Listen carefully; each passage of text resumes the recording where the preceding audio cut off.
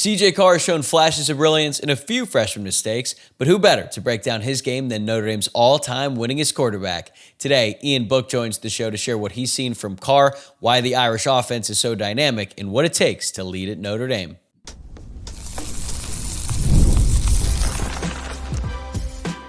You are Locked On Irish, your daily podcast on the Notre Dame Fighting Irish. Part of the Locked On Podcast Network, your team every day. What is up? Welcome in. This is Locked On Irish, your daily home for Notre Dame football. I'm your host, Tyler Wojciak. I graduated from Notre Dame in 2018. Now I'm a producer at Fox Sports, and I've been covering the Irish since 2020.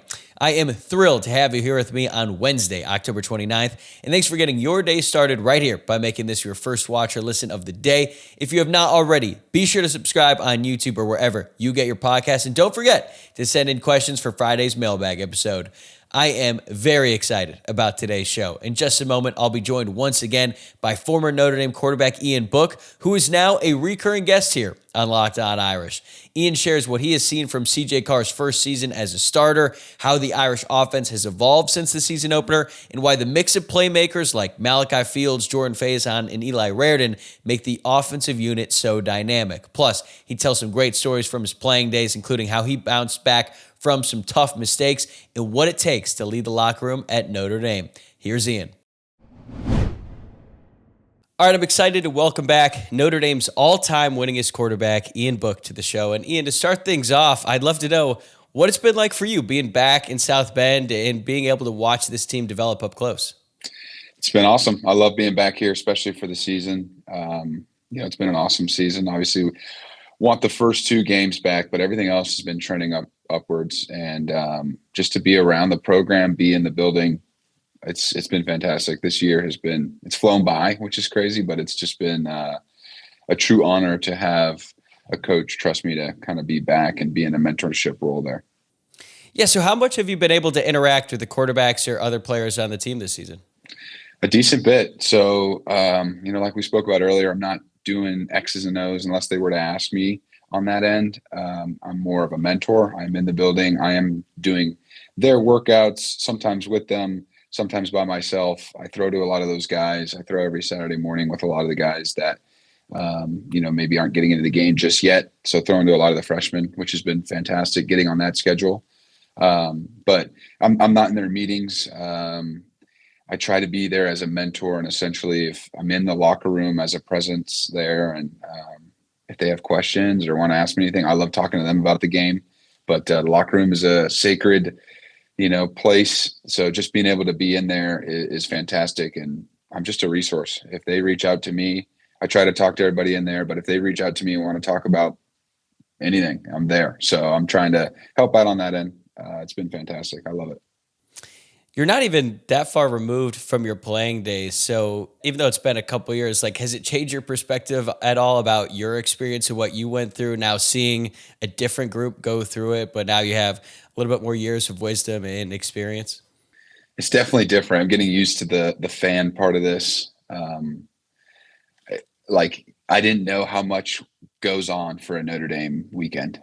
I'm now a part of that with the tailgating, just everything going on. I was so locked in when I was playing. I don't think I realized what a production it was for everybody coming into town, 200 private jets for USC weekend. It's just crazy, which I'm glad to say I didn't know was going on, which means I was locked in like everybody else. But it's fun to see both now.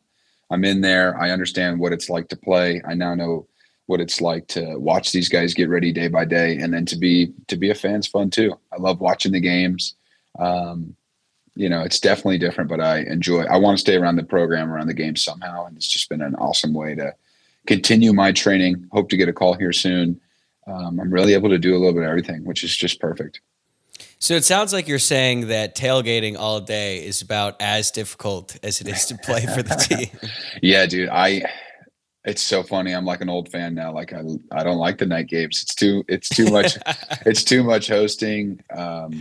It is an all day ordeal. We got family or friends every weekend. And I love showing people Notre Dame for the first time or second time, but everyone is, they buy into what we're doing here, but it's a long day. I like the 3:30 back at the house by 8 o'clock, order some pizza and hang out. That's kind of my game, but it is a ordeal. And our fans are the best. I mean, they're there early. I had no idea you had to wait in line at 4 a.m. to get a parking spot for tailgating. So much respect to the Notre Dame fan base. That you do. If you want to be in the stadium lot before the game, you got to be there bright and early. It doesn't matter if it's a night game. And then you True. could run into a situation like the USC game where it just absolutely downpours at 5:30 and you got to just tough it out. But that's great to hear that you've been enjoying the tailgate experience. It's what most of us have dealt with our entire lives. But I want to dive into the team and what you've been able to see from this group this season. We'll start with CJ Carr. Like, from a quarterback's perspective, what have you seen from him so far this season that stands out the most from just his first 7 starts in college football? CJ is awesome. He's stepped up. I know it was a hard decision, right? Going into camp, both quarterbacks were playing awesome. I think, that's why you pay Freeman the big bucks, to make those hard, difficult decisions. He goes with CJ Carr. He steps in. I think he shows I thought he played fantastic in Miami. That is a hard place to go get your first start. And I think just right off the bat, first thing, it's very obvious, anyone could pick this out, but his composure, as a young QB, it's very difficult. And he makes it look like he's out there in practice, which is fantastic. He is in command. His confidence is at quarterback. If you don't have confidence, you don't have a chance. His confidence is out of this world, which is where it should be. And then I would just say, like, for him, like, people are like waiting for him to make freshman mistakes. He's made a few, but I can count on one hand how many he's made, in my opinion, that are like true freshman inexperienced mistakes. That's fantastic. If you would have said that at the beginning of the year to anybody that, it could be caught on, or, count on one hand, I think they would take it, especially in week 7 or wherever we're at now. The turnovers are part of that. Like 4 interceptions, I think. That's fantastic for a young quarterback. He's protecting the football. He's leading the guys down there. I think he's playing complementary football. When he's asked to make the big play downfield, he's throwing great throws, but he's also hitting everybody in stride on those, 15, 20, I would say 15 or less yard throws. He's very accurate. He allows every receiver to catch and actually get some yards after the catch. He's throwing them to not just complete the ball at that point. He's throwing them to where they have a chance to actually get some yardage after they catch it. So I think he's extremely accurate, and I just think he's getting better every game. So I'm pumped to see his development. He's going to be a really good quarterback. I think we'll see him on Sundays if he can keep it up. Yeah, I think the most obvious freshman mistake he made was that interception against USC where he ran around for what felt like an eternity and threw it right to 3 defenders in the end zone. It was tough to watch, but I felt like it was a byproduct of that amazing play that he made against Miami at the beginning of the year where it actually worked out for him and they scored a touchdown. And after that play, I'm like, whoa, he's probably going to try that again and it might not work out quite as well. But can you remember a time from your playing days when you made a similar mistake, when you're just out there trying to make a play and then it goes really poorly and it doesn't look very good? And like, how were you able to bounce back from that? Well, first I would say, like with CJ's, this whole year he's whether he thinks it or not, like he is calculating which throws he can make and which he cannot at this level. And that takes games and that takes reps. He did it against Miami and he's like, okay, I can do this. I can do a couple turnarounds and get people to fall over. He did it again in USC and then he goes out there and he throws a pick. Like, it happens. He's measuring. This is all him kind of measuring. That's why you have practice as well. But this is all him measuring what he can and cannot do when it's time to force it and playing, good complementary football with good football IQ. So the mistakes happen, and I guarantee you he won't do that again, right? You got to do it and mess. That's the best tool, is messing up. And for me personally, I think in the Rose Bowl against Alabama, I had one where I rolled out and I had a guy open. I think it was Michael Mayer. And I was like, let me just put a little touch on this. And I threw it right to the guy. And to me, that was like, okay, look, when you're full speed on the run and you think you're going to float it, like, it just kind of dialed me in on what I can float in there and what you're going to have to put some heat on it. And I floated that one right to the guy against, I don't know who it was, but it was definitely Alabama in the Rose Bowl. And again, we didn't have a game after that, but that would be a learning tool where you'd be like, okay, I know when I win and when I, when the DB is retreating and you float it, it just gives him too much time to react. So I've made many of those. But that's just the first one to come to mind. And I just think CJ is learning from those. you want to do them in practice, but they're going to happen in games. And if he's, 7 games in with 4 turnovers, that's a win in my book. And look, it worked out for you a lot of times as well. And I actually meant to ask you about this the last time we had you on here. When you made that crazy flip throw to Mayer on 3rd down against North Carolina in 2020, I think I had a heart attack when you made that throw, or if it's even a throw, because it was more like a shovel pass, 10 yards downfield, but it worked out. But what sort of reaction did you get from the coaching staff when you got back to the sideline after that play? Well, not good. I will never forget that play. One, because it just happened. Don't practice that. I just knew that rolling left, I did not have the time to actually cock my shoulders around and make the throw. He would have hit my arm or my elbow. So I had to go this direction and pitch it. It worked. It was 3rd down. It was risky. I saw it. It kind of happened in slow-mo. That's the best part about like truly playing in the zone or in a flow state. Like it just happened. We converted, but I got chewed out bad. Tommy Reese was pissed. Like I actually remember being like, damn, that was a good, like, what the, he literally was like, I think he was mad that like, look, make that throw early on and don't run out and do something stupid like that and hurt our team. But I was expecting a little credit from him. I got none on that. And I bet you, if you asked him, he would agree. Like he was so mad at me and basically was like, don't ever do that again. So I didn't, but I still like that play and I'd still put that play on a highlight tape, but the fans like that play. Kirk Herbstreit loved that play. I do remember that. He was going nuts in the booth after you made that. I think he called you Johnny Manziel. And look, it worked out in the moment. It was, I believe it was in Notre Dame territory too. So that made it all the more risky. But again, great highlight reel, fun to look back on years later. But I'm glad you brought up that point about how at that point in your career, it had slowed down for you. And I feel like we're actually starting to see that with CJ as well. Like, was there a moment in your career when you realized, okay, the game is slowed down? And like, how big of a difference does that make for you as a quarterback? I think when you get a full season under your belt, actually, I talked to CJ about this last week before they went on their bye week.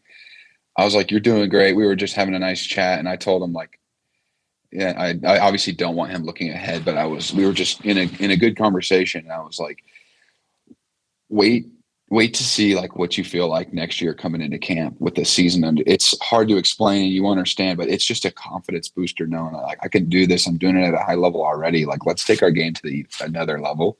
I think for me, it was after getting a full season under my belt and coming back. You understand that offense better. Your football IQ is trending upward. You know what throws you can and cannot make. I think you just become a smarter football player. And then confidence. Like I said, being a quarterback, confidence is everything. And getting those reps and games under your belt, it's just like you can go into games after that year saying to yourself, I've been in this situation before. I've played in a hostile environment. I've seen this defense before now. Like you're all that comes into a calculation. And I think CJ next year, I don't like looking ahead either. I think it's truly game by game, but I'll love to talk to him next year and be like, how you feeling now? And that guy's going to be rolling. So I think a year under your belt. We'll be right back with Ian Book to hear his insight into how advanced CJ Carr is for a freshman quarterback. But before we get to that, here's a word from Mazda. Mazda crafts cars for those who do more than simply move. From footwork to breathwork, athletes sweat all the details. Mazda brings the same intention to how we craft every model. You can make everyday drives feel like anything but, from smooth handling to intuitive controls. With all-wheel drive standard in every crossover SUV, you can drive with confidence through almost any season. Like our players, we sweat every detail. Because when you make every move count, impossible becomes irrelevant. Mazda, move and be moved. It's crazy how much he's progressed from game to game. I mean, it was pretty clear that they were trying to keep things conservative against Miami in his first game as a starter on the road in pretty difficult conditions as well because it had been raining. And then against Texas A&M, they had to air it out a little bit more to keep up with the track meet that was going on. And then you fast forward to that Arkansas game where it looked like he was playing NCAA Football 26 on like freshman mode, where it seemed like everything that Arkansas tried to do, he had an answer for. And that actually brings me to the USC game because it wasn't his best game statistically, obviously. He missed some throws, but as I've said all week, like if you weren't there, I don't know if it was coming through on the TV, just how poor the conditions were, especially in the second half. Sure. It's raining sideways. The wind is brutal. So even though he didn't have the best game passing the ball, it seems like he has total command of the offense pre-snap. Like he's getting the offensive line into the right protections. He's making a check if he has to, whether it be run or pass. Like how far advanced is he for a redshirt freshman quarterback in his position? I think pretty far. I think it should tell you everything that, like, one, Denbrock lets him check plays as a freshman just off the bat. You know, he can check from a run to the right to a run to the left or a run to a pass. That's a big deal. That doesn't happen year one for many people. And I think he does a great job of it. I think that's allowing him to learn. He's probably made checks this year that he shouldn't have, and he's probably missed checks that he should have. And I just think he does. You can tell that the guys trust him out there just by watching as a fan, and that's huge. I think his development is awesome. I think Denbrock's putting him in the right situations, and he's giving him the chance to get out of them. That's huge. There's nothing better than checking a play as a quarterback into the right call and having that play, get a first down or a touchdown. It's the best. We used to talk about that with Coach Reese all the time. Like, we love throwing the ball, but there was nothing better than knowing that this pass play wasn't going to work. Check into a outside zone run that goes for 40 in a tug. Like, it is like, you're like, yes, we won the mental game there. Check. We checked to the right play and everyone did their job. Like, that's an awesome feeling. CJ's done that a few times this year. And I just love that they give him the chance to check. Like, that's a big deal. Some people don't ever get that in college, right? Yeah, and he's not just trying to check to a deep pass every time. I mean, he's done it a few times. I think that Will Pauling's slot fade against Boise State was a check to the pass. It worked out, but it looked like against USC there was a 3rd and 7 where it looked like he checked for Jeremiah Love, and it worked out. Again, not every quarterback is going to be willing to run the ball on 3rd down, but in order to make those checks at the line of scrimmage, you want to have the trust of your offensive coordinator, and I feel like you have to earn the trust of all the veterans on the team too, to make sure that they believe that you're going to put them in the right position every time. And then you take in the fact 100%. That CJ Carr is a redshirt freshman. That's pretty difficult to do. And you think back to the quarterback battle in the preseason. So he's got to win that job, win over the offense, and then win over the entire team. Like, how difficult is that process for any redshirt freshman in a locker room that's full of veterans? And in this day and age, some guys who are like 23 and 24 years old. It's hard, and it takes time. I don't think there's any other way you do it other than time and reps. I think off the field too is a big way to earn trust from guys, right? Are you hanging out with your guys? Are you with the linemen? Are you eating with them? Or just making a bond? Like, if that's going to allow for someone to block an extra second for you, that's a big deal. CJ's always in there playing ping pong with the guys. Like, he does a great job of that, and that's huge. I think people maybe forget about that. Like, hanging out with these players, gaining their trust, doing extra work with them after practice. If you threw a slant to somebody and he dropped it on your team 2-minute drive, do it at the end of practice. You be the one to go up to him and say, hey, let's get this dialed in for the week. CJ is doing that at a young age, and it's fantastic. It takes a lot of time to gain people's trust. And I think everybody kind of is led in a different direction, right? So being a leader and being the quarterback of the team, not everybody's led the same way. So maybe you yell at one of your tight ends and he likes it and it makes him the best player. And maybe the other tight end doesn't like that. So he wants to be pulled off to the side, at the end of the day, not in front of everybody. Well, you got to learn that as a QB. Everyone's different, and everyone's looking to you for leadership, especially when things aren't going well. And CJ's doing a great job with that. So I'm impressed. He also had a good role model to learn from last year with Riley Leonard, because by all accounts, that entire team would have gone to war for him. And Riley Leonard was only around for basically one calendar year. So he had to earn the respect of the locker room. He did that, was named a captain and all that good stuff. And it looks like CJ has taken a lot from him as well. But on the field, what do you think is the most impressive part of his game? CJ's? Yeah. I think tangible skills is his accuracy. CJ is very accurate. I think you can work on accuracy all you want. I think it will improve, but there is an innate ability that some people have to be accurate all the time. He has that. He throws a fantastic ball. His mechanics are fantastic for his age. And then I think something else is his composure. Like, that You can't teach that. Like that has been, I imagine CJ has been working on that his whole life, being put in pressured situations, overcoming obstacles. That's led him to where he is now, and it's going to serve him, very, very well in the future. He is very in control. The moment never looks too big. And if you look at QBs, that's all they talk about, right? Like this guy could be as good as he wants to be, but can he handle, 4th and 3, last play with a couple seconds left? Like it's hard. There's 90,000 people in there screaming and yelling. Can you handle it? And I think CJ lives for that.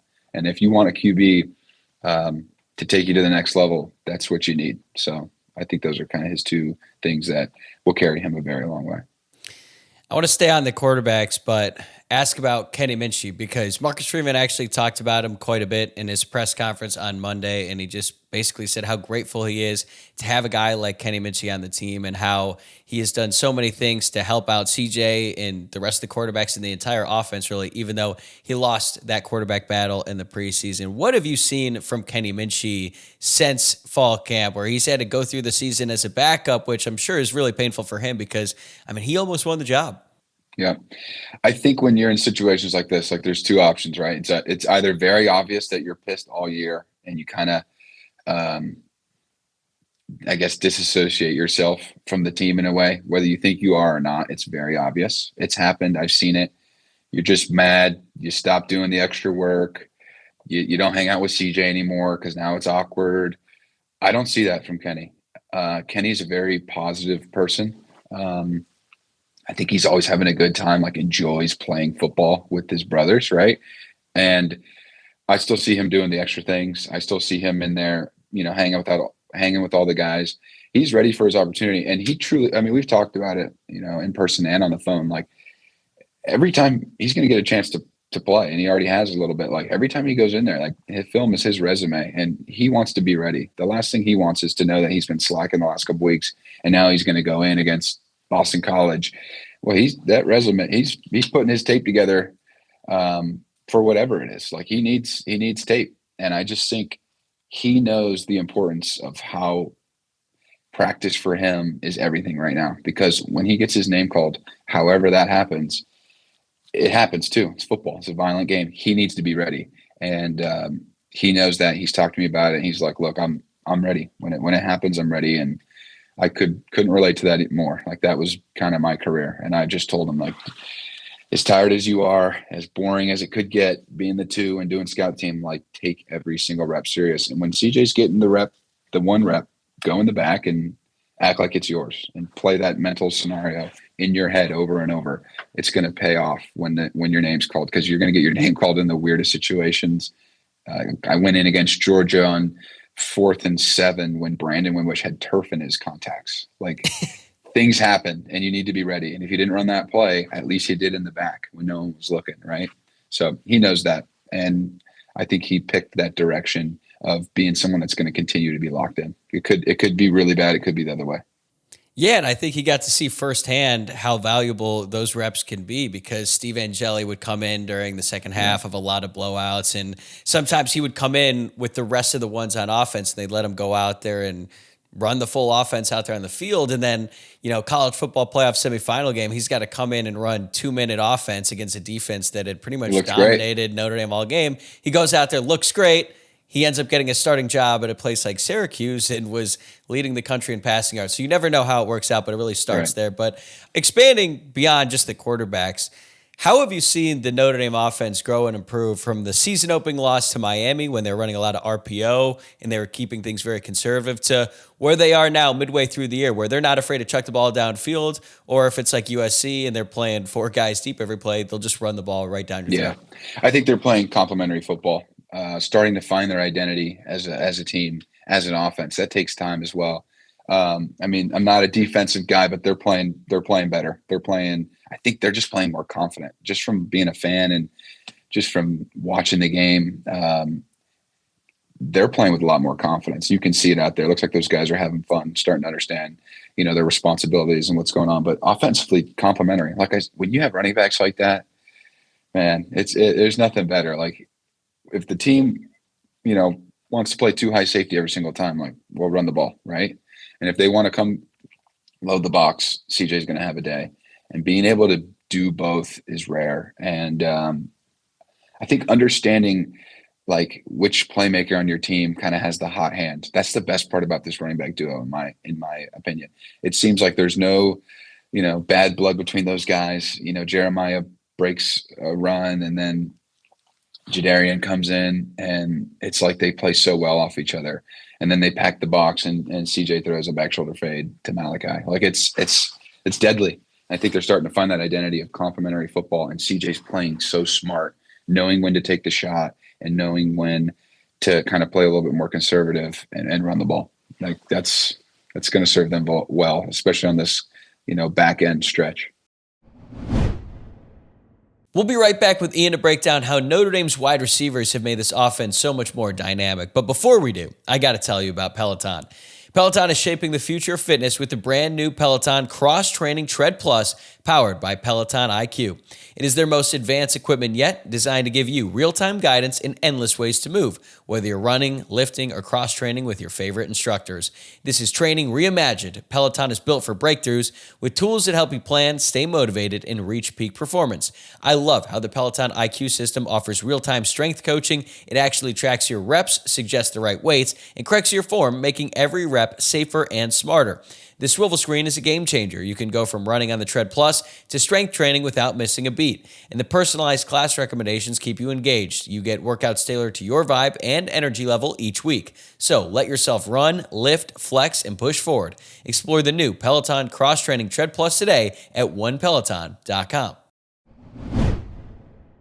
I'm glad you brought up the complementary nature, because I think when you look at the pass catchers specifically, they embody that perfectly. Like you have Malachi Fields, he's the big boundary target, can go out and make contested catches. And then Jordan Faison is the shifty field receiver, and Will Pauling has really emerged in the slot. And then you add Eli Raridan at tight end, who's really had a good season this year. How do those complementary skill sets help a quarterback and an offense overall? I think when you're a defense, right, you have your plan, and your plan is to stop this guy. Well, when you got 5 others, right, 3 other receivers and 2 running backs, it's nice to go to the next guy. When you have just one guy, it makes things pretty difficult. Eli has really stepped up. He's done a great job. And then I just think like having that receiver that can kind of be the big-bodied receiver is always amazing. And then having those other guys that can read space in the field and get open. Be a possession receiver when they need to be, but also get some yards after the catch. But Faison's always open. It's insane. Like when I'm watching and we do this rollout play, like, he's wide open, and he's creating that separation. And I think they've done a good job of playing off each other, kind of getting hot, who's getting streaky, and being able to go back to that guy when you need it. And then with the run game I just think the offense is very, very, very well balanced, obviously. So I think having the more options, better, always. Right. Now it looks like they have 2 of the best running backs in all of college football, Jeremiah Love and Shadarian Price. Like, I think to the fans, it's obvious, having 2 really talented running backs is going to help the quarterback. But how does that change the game? Like, how are you able to just kind of pick apart a defense? Because you had played with some really talented running backs as well. Like, Kyron Williams was awesome. Dexter Williams could take it to the house at any moment. So how does that change the dynamic for a quarterback? I think when you have 2, just for them, their ability, like keeping those guys fresh is a big deal. I mean, I imagine people think about that, but it's probably bigger than they think. If you're given you run a 12-play drive and you give the ball to one running back the whole time, he's exhausted. Being able to sub these guys in and out is fantastic. And running backs is a streaky spot. Like if you're hot on the drive, they do a good job of, if he's, not exhausted, keeping him in and keeping him on a nice hot streak. But having 2 guys that can get downfield like that, they're both so explosive. I think they're different in their own ways, but they also, if you watch too, like they hype each other up a lot. They're very supportive of each other. It's not like, dang, I went all the way down there and then you take me out. Like, or, you got the big play and I didn't. Like they do a good job of working together. I think they both know, like running back's a position that's pretty brutal on the body. And they're like, hey, I love that we're both here. We're both good. We've both shown it. let's keep each other healthy. I'll take some of the blow and you take the rest. They do a good job of playing together, and having two running backs like that just opens up the pass game more and more. CJ is gotta love the fact that when you hand the ball to these guys, you have to put an extra defender in the box against us at some point, and then you open up one-on-one opportunities for our receivers. So it's the best quarterback spot CJ could be in. It's fantastic. One of my favorite memories of the season so far was when Jadarian Price was going in to score his fourth touchdown against Purdue, which it honestly sounds like Pee Wee football, because he was pointing to the sideline like to Jeremiah Love, like, do you want to come in? Because Love had only had 2 touchdowns. They were going to balance it out, get 3 and 3. Love waved him off. He's like, all right, you go get the fourth. And then I think Price scored on the very next play. So they've got things rolling on offense. If there's one concern going down into the stretch run, the offensive line has been plagued by injuries really since the preseason, right? When Charles Jagusah broke his arm. And they honestly dealt with a lot of injuries last season as well. Now, last season they were able to get by, but right now they're basically without their top 3 offensive linemen, and they're breaking in a new starter at center and left guard as well. What kind of challenges can that present for a unit that obviously needs reps together, but also for the quarterback when it comes to communication? I think you nailed it on the head. It's communication and chemistry. I'll be honest. Like, for the USC game, I was really nervous. Like, the stats of losing your starting center the week after, like, the win percentage is pretty low for both college and NFL. I thought he did a great job. Stepped in there, did an awesome job. There's so many limited reps in practice, and when you're taking all these reps with a starting center, you really start to understand each other. There's not just the cadence, obviously the blocking scheme, but more the cadence and kind of the rhythm in and out of the huddle, the checks. Like, you just really get to know your center. When you lose them, you get 3.5 days of practice to learn a new center. And I was worried about it. I thought he did a good job. So the more and more that they can keep repping with each other, the better. I mean, losing 3 of your top linemen is never great, but it looks like CJ has time to me. So I think these guys were the next man in mentality, and they've done a good job. Shout out to the line coach for getting those guys ready. But I think it's the communications, the big, like, when you go on the road with some new linemen, like, the communication piece is something that you're going to really need to dial in. Like, we got to understand each other as a unit. We have to communicate well. We can't have, I was, thinking a lot of false start penalties maybe with the new center, and I thought they did a good job of limiting those. Yeah, they'll be tested this week, even though Boston College is 1-7 on the year. They're going on the road. There's probably going to be a lot of Notre Dame fans at that game up there in Boston. And they also had the bye week too, which I think helps a lot. But I have 2 more questions for you, both pretty different, to be honest with you. I do feel obligated to ask about the biggest news in college football this week. Brian Kelly, your former coach, was fired by LSU a couple days ago. What was your reaction when you heard the news? Well, I was talking about it with some people before he got fired. It was like, man, he's got a hard 3-game stretch with, I think it's A&M, Arkansas, and Alabama. I was thinking, you lose all 3, you're probably gone. I think it happened abrupt, but look, this is always a tough question for me. I think coaching's hard. I think head coaching's hard. You get hired, you get fired. It's part of the game. They get paid a lot of money, right? So I understand that as well. But I think being the head coach at LSU is also another monster, right? So he knew what he was getting into. I think he was 34-14, which is not bad if you're maybe anywhere else, but they're looking for SEC championships and national championships. I don't know what happened down there. I don't know how it was going, but I'll just tell you, like, for me personally, Brian Kelly was good to me. He allowed me to get my chance to play. I think, he respected me. I respected him. I think he gave me a chance to play, and I'll forever appreciate him for that. I understand what some people say about him, and I just know my relationship with him was fine. And, some people have different views, but it's a tough one for me, as you can tell. Like, I don't know. I think the biggest thing that head coach, like, are you a fit at that program? Right. And I think that if you maybe read around or ask anyone down there, like, maybe he wasn't a fit down there, but Coach Kelly wins football games. That's a fact. Whether he wants to continue coaching, he'll go somewhere else and win, or he'll get into media and he'll end up doing well there. Like, he's a winner, and I hope the best for him, but Coaching's tough. I didn't read or look up the last buyout stuff, but it sounds like he's going to be okay. He'll be doing all right. I think he'll be doing all right, whether he decides to get back into coaching or not. I always felt like, this isn't the way that he'd want to go out. But I mean, man, if you're getting $53 million, all of a sudden, I think that changes your mindset a little bit. Look, first time getting fired, and he's however, that's good. You've done a good job, man. This is an industry that if you don't win quickly, you're gone, and you're very replaceable. And he knew that getting the job, right? He wanted to go down there and win as well. And it's very obvious it's not going the way he wanted it to as well. So he'll figure it out. Yeah. And LSU is a different place. When the governor of Louisiana is getting involved in the decision about a football coach, that things operate just a little bit differently down there than everyone else. But I actually want to wrap this up with a question that sort of rounds it out to kind of what we were talking about at the beginning. Look, you obviously had a great career at Notre Dame, and there are a lot of players who have great careers in college at Notre Dame, love the experience, but then, they graduate, they don't really come back all that often. That has not been the case for you. You got married on campus, if I'm not mistaken. You're back here for the season, and I think that's really cool, and a lot of Notre Dame fans really love that about you. But what is it about Notre Dame, the campus, the school, the football program, whatever it may be, that keeps you coming back all these years later?